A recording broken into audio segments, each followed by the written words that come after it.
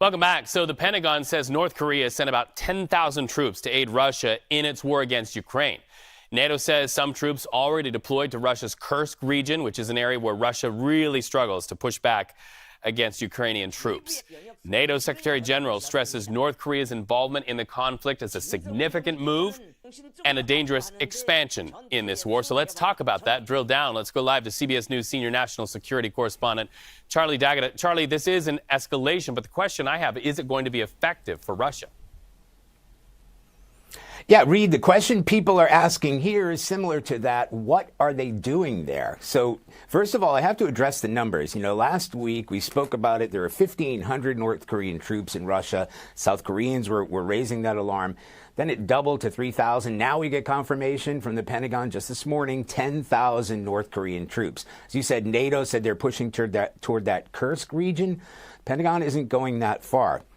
In terms of numbers, when you consider that there are more than 500,000 Russian soldiers deployed across this front line, it's really just a drop in the ocean. However, what does it mean? Are these North Korean commando units? Are they going to be engaging in combat? Are they infantry divisions? Are they any good at fighting, as one official put it here? They haven't fought a war for 70 years, so you don't have the most experienced soldiers on the front line.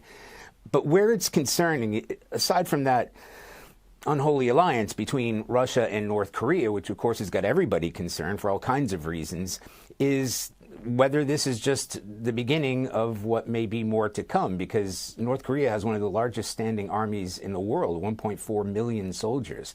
So really we're looking at it now and thinking, what does this mean? Maybe not so much in the short term, but what does it mean potentially?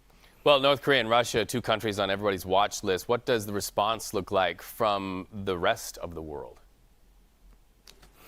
So that's the reason it's so concerning, not necessarily 10,000 North Korean commandos, which is how they've been described, but what this relationship means. Okay, so it's very important to point out here, 5 months ago, Russia and North Korea signed a pact, a mutual defense pact, and now this is being enacted. I mean, it was just ratified just a few days ago. So this is important. Then you have to ask yourself, what are the North Koreans getting out of it? And the big concern, and it's something that President Putin has not really gone down that avenue, are they going to be sharing, ballistic missile technology, get their weapons working better, longer distance? And of course, the big question over nuclear technology.